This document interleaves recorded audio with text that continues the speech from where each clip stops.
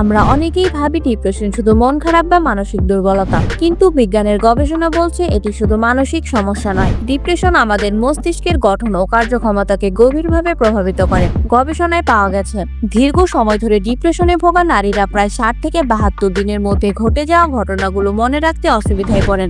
এর উল্লেখযোগ্য গবেষণায় দেখা গেছে, হতাশাগ্রস্ত নারীদের হিপোক্যাম্পাস স্বাভাবিকের চেয়ে ছোট হয়ে যায়।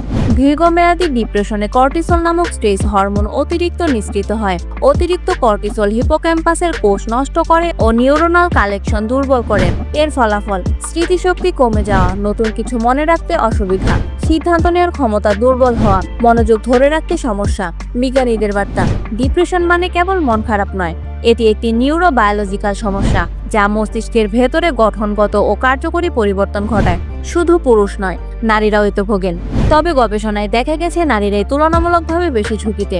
তাহলে আমাদের করণীয় কি? মানসিক স্বাস্থ্য নিয়ে খোলামেলা আলোচনা করা শিখুন। এটিকে লুকানোর কিছু নেই। সঠিক সময়ে চিকিৎসা নিন। ডিপ্রেশন চিকিৎসাযোগ্য, তবে অবহেলা করলে এর প্রভাব দীর্ঘস্থায়ী হয়। সাপোর্ট সিস্টেম তৈরি করুন। পরিবার, বন্ধু বা কাউন্সিলরের সাথে শেয়ার করুন। লাইফস্টাইলে পরিবর্তন আনুন। পর্যাপ্ত ঘুম, ব্যায়াম, সুষম খাদ্য ও মেডিটেশন মস্তিষ্ককে সুস্থ রাখতে সাহায্য করে। মনে রাখবেন, ডিপ্রেশন দুর্বলতার নাম নয়, এটি একটি বায়োলজিক্যাল, সাইকোলজিক্যাল এবং সোশ্যাল সমস্যা, যার সঠিক চিকিৎসা ও যত্ন নিলে অনেকটা কাটিয়ে ওঠা সম্ভব।